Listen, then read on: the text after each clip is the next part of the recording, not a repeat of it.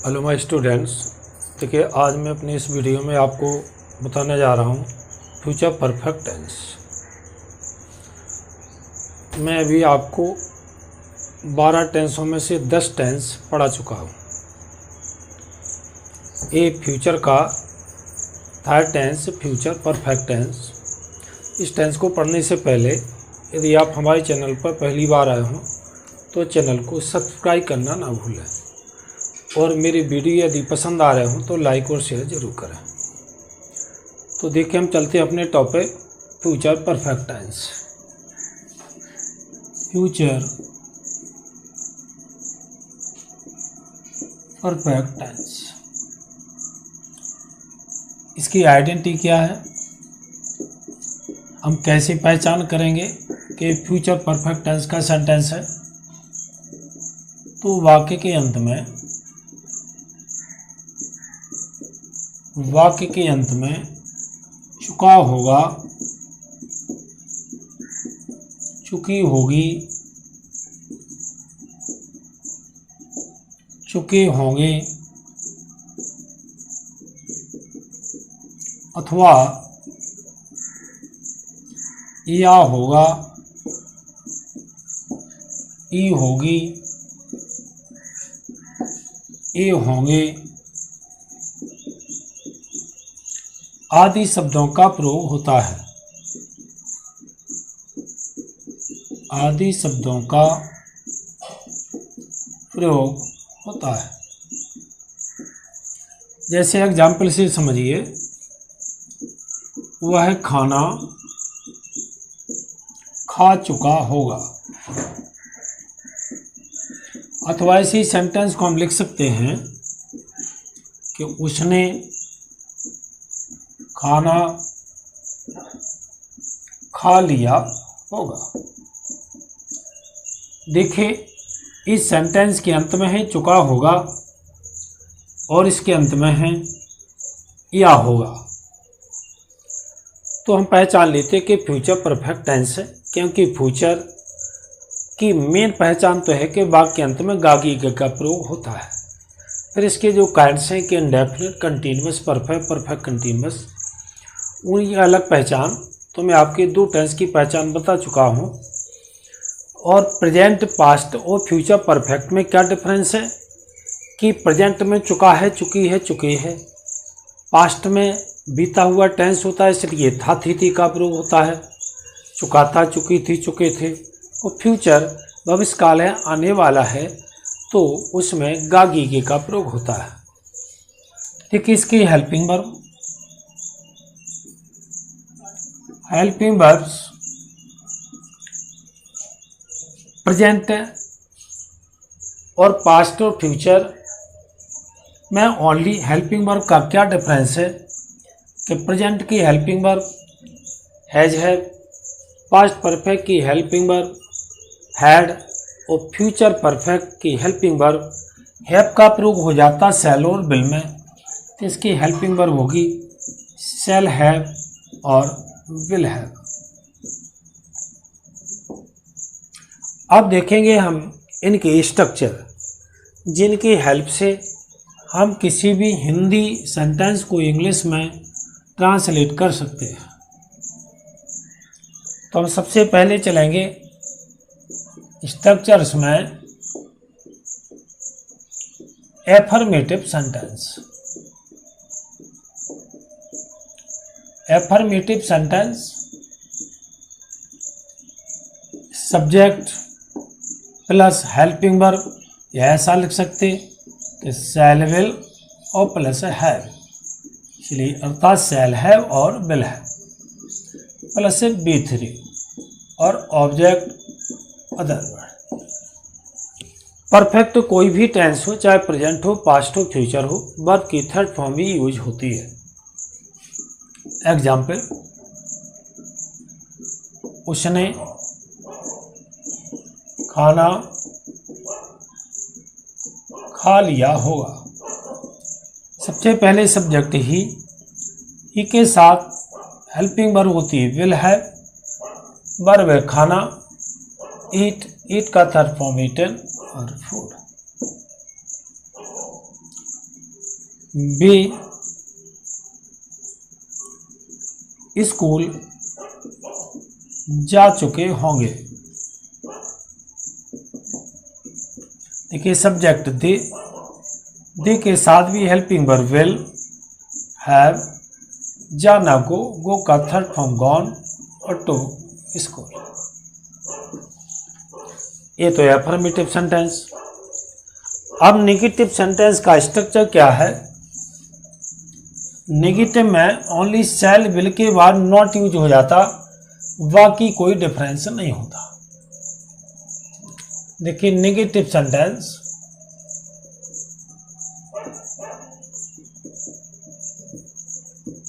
जैसे subject shell will या not use हो जाएगा तो हम इसको फिर पुनः अच्छी तरह लिखेंगे, subject plus shell will plus not plus have plus B3 plus object plus other word. Example, उसने गीत नहीं गाया होगा। अब चूंकि उसने वर्ड तो मेल और फीमेल दोनों को एक्सप्रेस करता है। मेल हो सकता, फीमेल हो सकता, अर्थात ही और सी में से कोई भी सब्जेक्ट हम यूज कर सकते हैं, जैसे ही या सी के साथ विल का यूज होता है।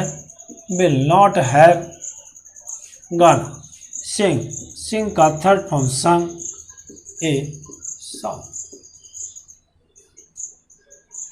जिसे छात्र अपना गृह कार्य कर चुके होंगे। क्योंकि छात्र स्टूडेंट्स के साथ helping verb will have use होगी। सॉरी, ये नेगेटिव सेंटेंस है तो यहाँ नहीं शब्द यूज करेंगे। छात्र अपना गृह कार्य नहीं कर चुके होंगे। अर्थात विल और नॉट, हैव। अब आती है वर्ब में से करना, डू का थर्ड फॉर्म डन। अपना गृह कार्य, अपना की अंग्रेजी में हर टेंस में कई बार बता चुका हूँ कि अपना की अंग्रेजी अकॉर्डिंग टू सब्जेक्ट यूज होती है। क्योंकि सब्जेक्ट हमारा प्लूरल है तो प्लूरल नाउन के साथ अपना की अंग्रेजी प्लूरल का पॉजेसिव केस देयर होता है, इसलिए देयर यूज करते हैं, देयर होमवर्क। क्योंकि हमारे सब्जेक्ट के अकॉर्डिंग जो सब्जेक्ट के पॉजेसिव केस हैं वही अपने की अंग्रेजी के लिए प्रयोग किए जाते हैं। ये होगा हमारा नेगेटिव सेंटेंस। अब आप देखेंगे इंटरोगेटिव सेंटेंस। देखिए इंटरोगेटिव सेंटेंस किसे कहते हैं? जो हिंदी में क्या वर्ड से शुरू होता है। इंटरोगेटिव सेंटेंस यदि क्या शब्द प्रारंभ में हो या क्या शब्द से वाक्य शुरू हो, वाक्य प्रारंभ हो तो वो इंटरोगेटिव कहलाता है। इस इंटरोगेटिव का आंसर सदैव यस नो में होता है। तो इसका स्ट्रक्चर क्या है? सबसे पहले शैल विल के बाद सब्जेक्ट, फिर इसमें हैव का यूज सब्जेक्ट के बाद यूज होता है। B3 ऑब्जेक्ट और other word question mark. Example, क्या माताजी सो चुकी होंगी? सबसे पहले क्या, मदर के साथ विल, द मदर हैव सोना, स्लीप का थर्ड फॉर्म स्लेप्ट। बाकी इसमें कंप्लीमेंट है नहीं, अर्थात question mark. Will the mother have slept. दूसरा देखिए, क्या वह पत्र लिख चुका होगा। सबसे पहले क्या के लिए, हेल्पिंग वर्ब विल, फिर सब्जेक्ट ही, फिर आएगा हैव, वर्ब है लिखना, लिखना राइट, राइट का third form written, letter, question mark, interrogative sentence. अब आता है डबल इंटेरोगेटिव सेंटेंस। देखिए डबल इंटेरोगेटिव सेंटेंस और इंटेरोगेटिव में क्या डिफरेंस है कि इसी इंटेरोगेटिव के स्ट्रक्चर में यदि हम सबसे पहले क्वेश्चन वर्ड क्या को जोड़ देते हैं, क्वेश्चन वर्ड इंग्लिश का कोई भी क्वेश्चन वर्ड यूज कर देते हैं तो वो डबल इंटेरोगेटिव सेंटेंस कहलाता है। Double interrogative sentence. देखिए इंटेरोगेटिव का हेल्पिंग वर्ब से स्टार्ट होता है।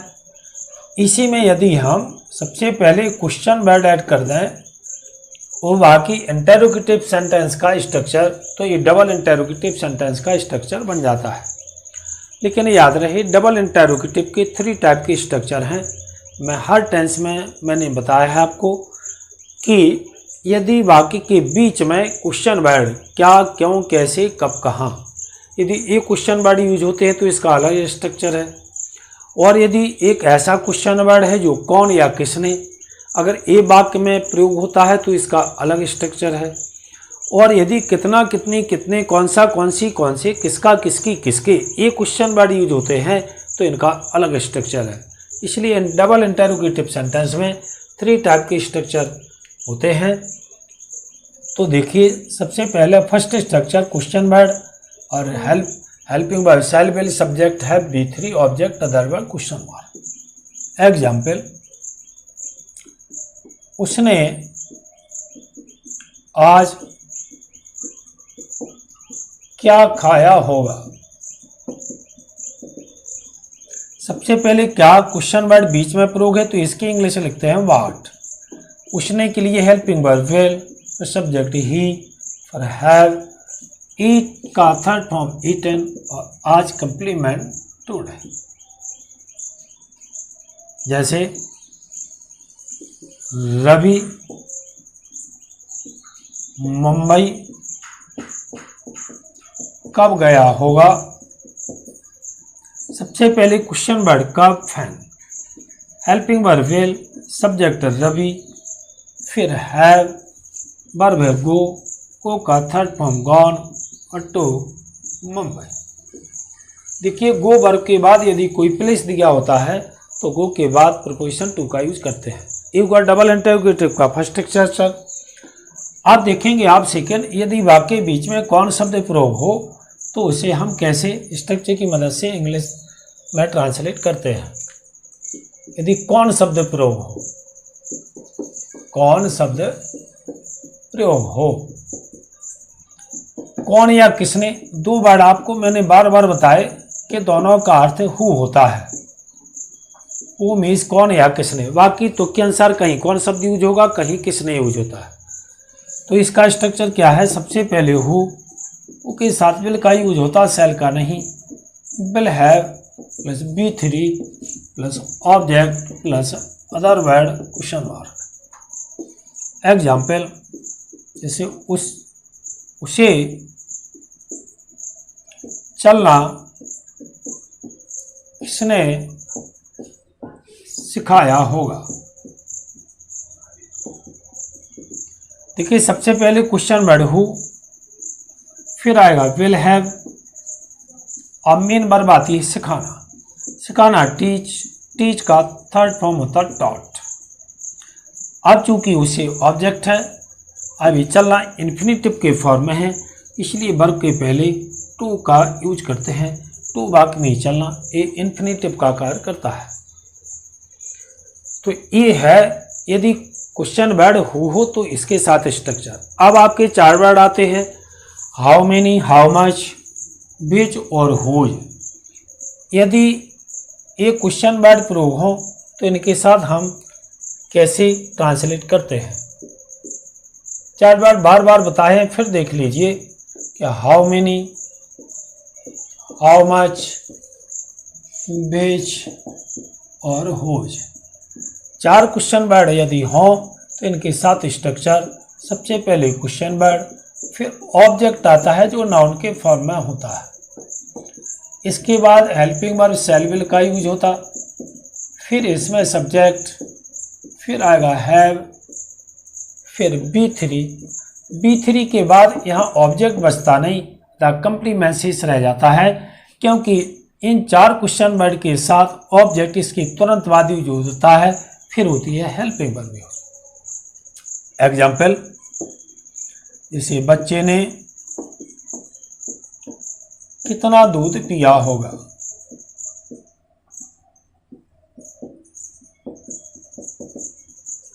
जैसे कितना दूध, चूंकि दूध अनकाउंटेबल है इसके लिए हाउ मच का यूज करेंगे। इसके बाद ऑब्जेक्ट नाउन के फॉर्म में मिल्क, फिर हेल्पिंग वर्ब विल, क्योंकि सब्जेक्ट चाइल्ड है, द चाइल्ड, फिर आएगा हैव, और ड्रिंक मीन्स पीना, ड्रिंक का थर्ड फॉर्म ड्रंक। बाकी कंप्लीमेंट इसमें बचता नहीं, क्वेश्चन मार्क। और क्वेश्चन वर्ड देख के साथ यदि एग्जाम्पल देखना चाहें तो एक आधा एग्जाम्पल और देख सकते हैं कि जैसे कितना, कितनी, कितने, कौन सा, कौन सी, कौन से, और किसका, किसकी, किसके। तो अब इसमें से और क्वेश्चन वर्ड सपोज आप इसका यूज चाहते हैं तो देखिए, उसने कौन सी कक्षा पास की होगी। देखिए कौन सी कक्षा, विच क्लास।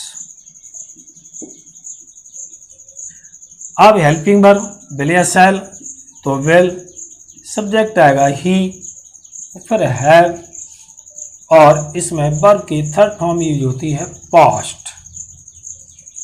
है पास्ट, पास्ट मीन पास, इसको हम क्वालिफाई वर्ड यूज कर सकते हैं, क्वालिफाई करना, कि which class will he have qualified. Pass को हम पास उत्तीर्ण की है, पास मीन्स उत्तीर्ण होना होता है, अतः ये है हमारा फ्यूचर परफेक्ट टेंस। बने रहिए हमारे चैनल पर।